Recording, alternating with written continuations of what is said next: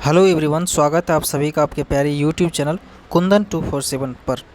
तो मैं आप सभी का आपके क्लास में फिर से वेलकम करना चाहता हूं और आप सभी का जो क्लास संस्कृत का अभी जारी है उसमें मैं क्लास 10th का अध्याय नंबर 7 लेकर के हाजिर हूं। और मेरे प्यारे भाइयों, अपने दोस्तों को खबर कर दीजिए, दोस्तों में शेयर कर दीजिए कि ताकि आपका क्लास कंटिन्यू आप सभी दोस्तों के साथ मिल करके आप सभी डेली ले पाए। तो मैं बता दूं, आज का जो क्लास होने वाला है वह अध्याय 7 यानी आप सभी जानते हैं कि कक्षा 10th का संस्कृत में अभी कंटिन्यू किया हुआ हूं। तो उसमें आप सभी का 7वां अध्याय जो है वह कौन सा है, वो है आप सभी का नीति श्लोक, जो क्लास 10th के बिहार बोर्ड एग्जामिनेशन बुक्स का चैप्टर नंबर 7 है, नीति श्लोक। उनके बारे में हम आज की वीडियो में डिटेल्स में जानकारी देंगे आप सभी को। उम्मीद करता हूं कि ये सेशन आपके लिए उपयोगी रहेंगे और आप सभी के लिए ये बहुत ही महत्वपूर्ण होंगे। तो आप सभी को बता दो कि इस क्लास में जो है मैं विस्तार से इस क्लास को बताने वाला हूं आप सभी को, चूँकि जो आप सभी का पीयूषम का बुक्स है क्लास 10th का, उसमें जितने भी श्लोक दिए हुए हैं यानी अध्याय 7 में जो भी 10 श्लोक दिए हुए हैं, उन 10 श्लोकों को मैं हिंदी अर्थ के माध्यम से आप सभी को अच्छी तरीके से समझाने वाला हूं। तो आप सभी इसका नोट्स बनाइए, और यदि इस बना बनाया नोट्स लेना चाहते हैं आप सभी, तो आप हमारे टेलीग्राम ग्रुप को भी ज्वाइन कर सकते हैं, जिसका नाम है कुंदन 247। यानी इस चैनल के नाम से ही आपको, यदि यूट्यूब में सर्च कीजिएगा, टेलीग्राम में सर्च कीजिएगा तो आप सभी को टेलीग्राम पे दिख जाएगा मेरा फ़ोटो के साथ। तो उसे ज्वाइन करके आप सभी वहाँ से PDF डाउनलोड कर सकते हैं। तो चलिए क्लास को स्टार्ट करते हैं और अच्छी तरीके से समझने का प्रयास करते हैं। आप सभी क्लास का नोट्स बनाते जाइए मेरे प्यारे साथियों।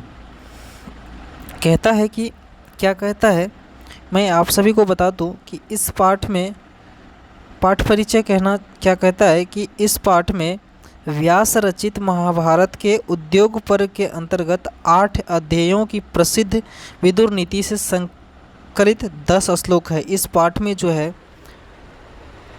पाठ में महाभारत के उद्योग पर्व के अंतर्गत 8 अध्यायों की प्रसिद्ध विदुर नीति से संकलित 10 श्लोक लिए गए हैं। कुल कितने श्लोक लिए गए हैं? 10 श्लोक लिए गए हैं। महाभारत युद्ध के आरंभ में धृतराष्ट्र ने अपनी चित्त शांति के लिए, महाभारत का जो युद्ध आरंभ हुआ था उसमें धृतराष्ट्र जो थे उन्होंने अपनी चित्त की शांति के लिए विदुर से परामर्श किया था। विदुर से, जो एक ज्ञानी पुरुष थे, विदुर थे, उनसे क्या किए थे? परामर्श किए थे। विदुर ने उन्हें स्वार्थपरक नीति त्याग कर राजनीति के शाश्वत पारमार्थिक उपदेश दिए थे। और विदुर ने अपने स्वार्थ को त्याग कर, नीति त्याग कर राजनीति के शाश्वत परमार्थिक उपदेश दिए थे। इन्हें विदुर नीति कहते हैं और इन्हें जो है इसे क्या कहते हैं? विदुर नीति कहते हैं। इन श्लोकों में विदुर के अमूल्य उपदेश भरे हुए हैं। और ये श्लोक जो इस अध्याय में मैं आप सभी को बताने वाला हूँ, 10 श्लोक, इसमें विदुर के अमूल्य उपदेश भरे हुए हैं। विदुर जो बताए हैं वह अमूल्य उपदेश है। तो चलिए क्लास को स्टार्ट करते हैं। कहता है कि तेषां समुचित मूत्रम विदुरो ददाति तदेव प्रश्नोत्तर रूपम ग्रंथरत्नम विदुर्नीतिः इयमपि भगवद्गीतेव महाभारतस्यंगमपि स्वतंत्र ग्रंथ रूपा वर्तते। संस्कृत में लिखवाया गया है आप सभी को। अब मैं हिंदी समझाता हूँ, तब जाके आपको अच्छी तरीके से समझ में आ जाएगा। कहता है कि पूछे गए प्रश्नों का उत्तर जो है विदुर नीति देते हैं।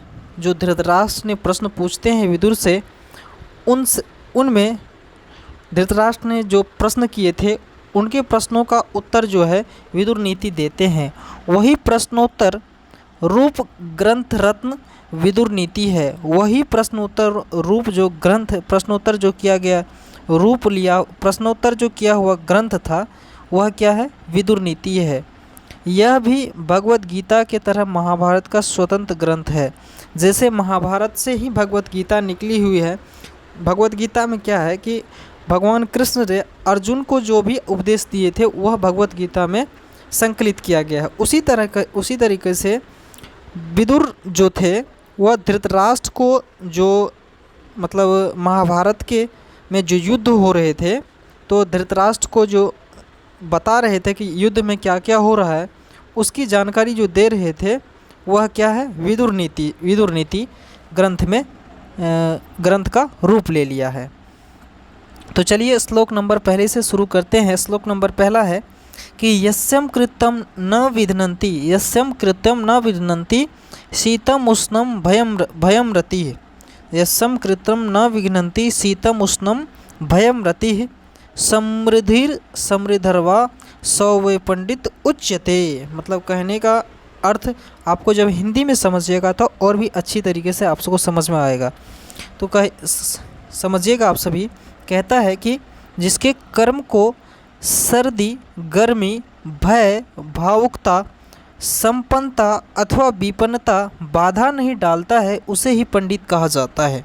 मतलब इस धरातल पर पंडित कौन कहे जाते हैं, किसे कहते हैं? पंडित वह है जिसके कर्म को सर्दी, गर्मी, भय, भावुकता, संपन्नता अथवा विपन्नता बाधा नहीं डालता है उसे ही इस धरातल पर, इस धरती पर पंडित कहा गया है। तो उम्मीद कर पाता हूँ कि मेरे प्यारे साथियों आप सभी को सारी चीज़ें अच्छी तरीके से समझ में आ रही होंगे। तो आप सभी इसका जो है नोट्स बनाते जाइए, आपको और भी अच्छी तरीके से समझ में आएंगी। उनका जो एक दो बार आप जब रिवीजन कीजिएगा तो। श्लोक नंबर दूसरा है तत्वज्ञः सर्वभूतानां योगज्ञः सर्वकर्मणां उपायज्ञो मनुष्याणां नरः पंडित उच्यते। एक बार मैं फिर से पढ़ाता हूँ, आप सभी को समझिएगा। क्या कहता है कि तत्वज्ञः सर्वभूतानां योगज्ञः सर्वकर्मणां उपायज्ञो मनुष्याणां नरः पंडित उच्यते। हिंदी अर्थ लिखिएगा। क्या कहता है कि हिंदी में जीवों के आत्मा के रहस्य को जानने वाले, जीवों के आत्मा के रहस्य को जानने वाले, सभी कर्म के योग को जानने वाले और सभी कर्म के योग को जानने वाले और मनुष्य में उपाय जानने वाले व्यक्ति को क्या कहा गया है? पंडित कहा गया है। फिर से बताता हूँ, समझिएगा। कहता है कि जीवों के आत्मा के रहस्य को जानने वाले, जीव के जो आत्मा है उनके जो रहस्य है उनको जानने वाले, सभी कर्म के योग को जानने वाले और मनुष्य में उपाय जानने वाले व्यक्ति को ही पंडित कहा जाता है। और मनुष्य में उपाय जानने वाले व्यक्ति को ही पंडित कहा गया है। नेक्स्ट श्लोक है श्लोक नंबर थर्ड। श्लोक नंबर थर्ड कहता है कि अनाहुतः प्रविशति अपृष्टो बहुभाष्यते अविश्वस्ते विश्वस्ति मूढ़चेता नराधमा। एक बार और समझाता हूँ, आप सभी अच्छी तरीके से समझ जाइएगा। एक बार मैं फिर से बताता हूँ आप सभी को। क्या कहता है कि अनाहुतः प्रविशति अपृष्टो बहुभाष्यते अविश्वस्ते विश्वस्ति मूढ़चेता नराधमा। हिंदी मीनिंग समझिएगा, आपको अच्छी तरीके से समझ में और भी आएगा। कहता है कि वह व्यक्ति जो बिना बुलाए किसी के यहाँ जाता है, वह व्यक्ति जो बिना बुलाए किसी के यहाँ जाता है, बिना पूछे बोलता है और अविश्वासियों पर विश्वास कर लेता है, वह मूर्ख कहा गया है। वह व्यक्ति जो किसी के यहाँ, किसी भी अनजान व्यक्ति के यहाँ बुलाए जाता है, बिन बुलाए जाता है, किसी के यहाँ जाता है और बिना पूछे ही बोलता है और अविश्वासियों पर विश्वास कर लेता है, उसे ही क्या कहा गया है? मूर्ख कहा गया है। नेक्स्ट फोर्थ नंबर श्लोक है कि एको धर्मः परम श्रेयः क्षमैका शांतिरुत्तमा विद्येका परमा तृप्ति अहिंसका सुखावा। नेक्स्ट एक बार और समझिएगा कि कहता है कि एको धर्मः परम श्रेयः, एको धर्मः परम श्रेयः क्षमैका शांतिर उत्तमा विद्येका परमा तृप्ति अहिंसका सुखावा।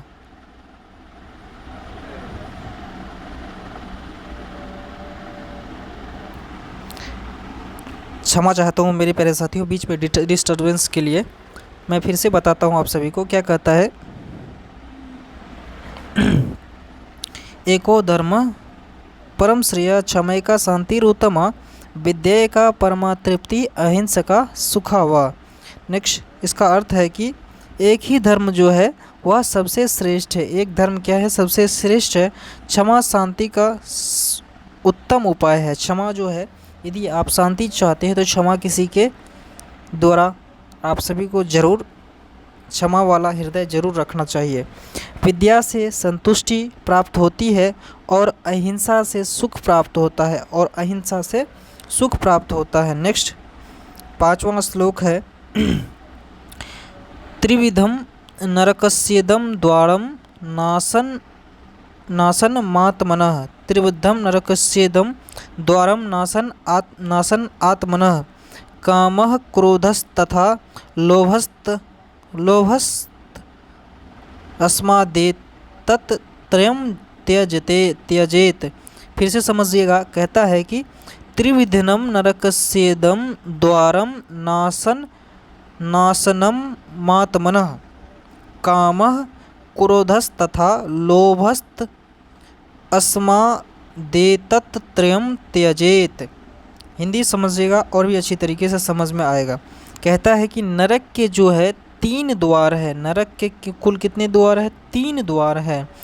काम, क्रोध और लोभ। काम, क्रोध और लोभ, इसलिए इन तीनों को त्याग देना चाहिए। इसलिए इन तीनों को क्या करना चाहिए? त्याग देना चाहिए। काम, क्रोध और लोभ को त्याग करके आदमी सच्चे धर्म की प्राप्ति करता है, अच्छे पुरुषार्थ की प्राप्ति करता है, न कि। नेक्स्ट 6 श्लोक है, 6 नंबर 6 नंबर श्लोक है। षड्दोषाः पुरुषेनेह हत्वा भूतिमीक्षता। निद्रा तंद्रा भयम क्रोध आलस्य दीर्घसूत्रता। फिर से समझिएगा, कहता है कि षड्दोषाः पुरुषेनेह हात्वया भूतिमीक्षिता। निद्रा तंद्रा भयम क्रोध आलस्यम दीर्घसूत्रता। हिंदी समझिएगा, कहता है कि ऐश्वर्य चाहने वाले व्यक्ति को निद्रा अधिक सोना दिए, तंद्रा उगना दिए, डर, क्रोध, आलस्य और किसी काम को देर तक करना, इन 6 दोषों को त्याग कर देना चाहिए। यानी जो व्यक्ति प्रगति चाहता है उन्हें 6 दोष जो है उन्हें त्याग देना चाहिए। श्लोक नंबर 7 है सत्येन रक्षते धर्मो विद्या योगेन रक्षते मृजया रक्षते रूपम कुलम वृतेन रक्षते। मेरे प्यारे भाइयों, एक बार मैं आप सभी को इम्पोर्टेंट नोटिस आप सभी को बता देना चाहता हूँ कि ये जो श्लोक है आप सभी को जो मैं बता रहा हूँ अभी हिंदी संस्कृत का हिंदी मीनिंग करके, तो आप सभी मेरे प्यारे भाइयों इसका नोट्स बना के रखिए, क्योंकि डायरेक्ट एग्ज़ाम में इससे 2 से 4 नंबर के क्वेश्चंस श्लोक जैसे आपको दे दिए जाएंगे और आपसे पूछ लिए जाएंगे कि आप इनका जो है हिंदी अर्थ समझाइए। तो आप सभी को जो मैं जिस प्रकार से मैं बता रहा हूँ उस प्रकार से यदि आप सेम टू सेम लिख देंगे तो भी आपको अच्छे मार्क्स आने में आप सभी को कोई नहीं रोक सकता है। क्योंकि क्या होता है ना कि मेरे प्यारे साथियों कि एग्जामिनर जो है वह आपको आपके लिखने के शैली पर ही मार्क्स देते हैं। तो आप लोग जो है लिखने में कभी भी कमी मत कीजिएगा मेरे प्यारे साथियों। चलिए क्लास को कंटिन्यू करते हैं। कहता है कि सत्येन रक्षते धर्मो विद्या योगेन रक्षते मृजया रक्षते रूपम कुलम वृतेन रक्षते। कहने का अर्थ है कि सत्य से जो है धर्म की रक्षा होती है। सत्य से किसकी रक्षा होती है? धर्म की रक्षा होती है। अभ्यास से विद्या की रक्षा होती है। श्रृंगार से रूप की रक्षा होती है और अच्छे आचरण से कुल परिवारवाद की रक्षा होती है। इन सारी चीज़ों को हमें जीवन में भी अप्लाई करना चाहिए। संस्कृत क्या है मेरे प्यारे साथियों?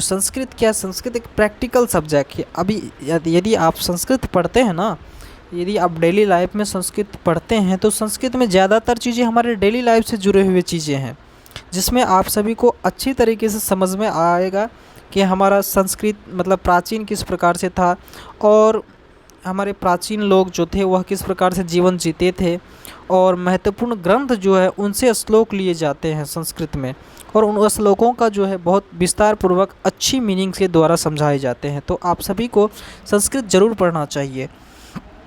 श्लोक नंबर 8वां है कि सुलभः पुरुषम राजन सततम प्रियवादिन अप्रियस्तु पथ्यस वक्ता श्रोता च दुर्लभा।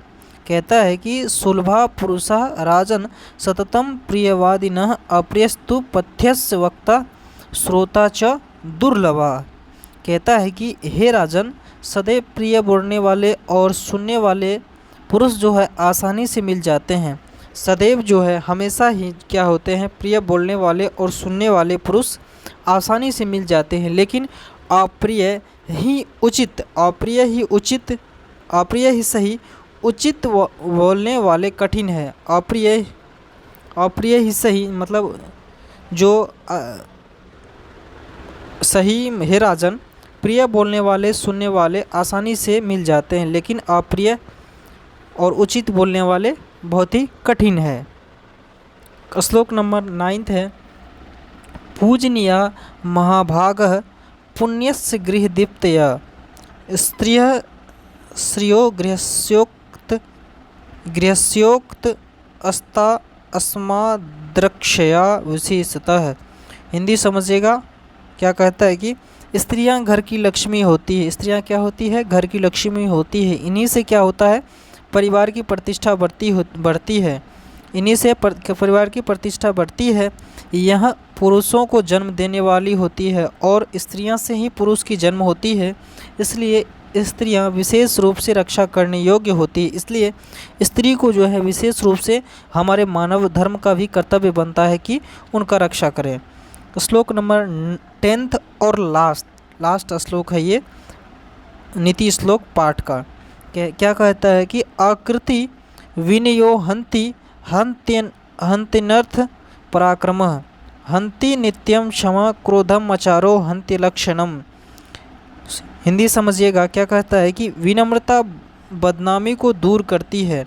विनम्रता क्या करती है? बदनामी को दूर करती है। पौरुष या पराक्रम अनर्थ को दूर करता है। पौरुष या पराक्रम किसको दूर करता है? अनर्थ को दूर करता है। क्षमा क्रोध को दूर करता है और अच्छा आचरण बुरी आदतों को दूर करता है। तो मेरे प्यारे साथियों, मैंने आप सभी को टोटल 10 श्लोक बताए इस नीति श्लोक वाले पाठ में। तो 10 श्लोक को मैंने संस्कृत और हिंदी दोनों मीनिंग करके बहुत ही अच्छी तरीके से डिटेल्स वीडियो आप सभी को प्रोवाइड किया हूँ। तो उम्मीद करता हूँ कि आप सभी को ये क्लास बहुत ही अच्छा लगा होगा।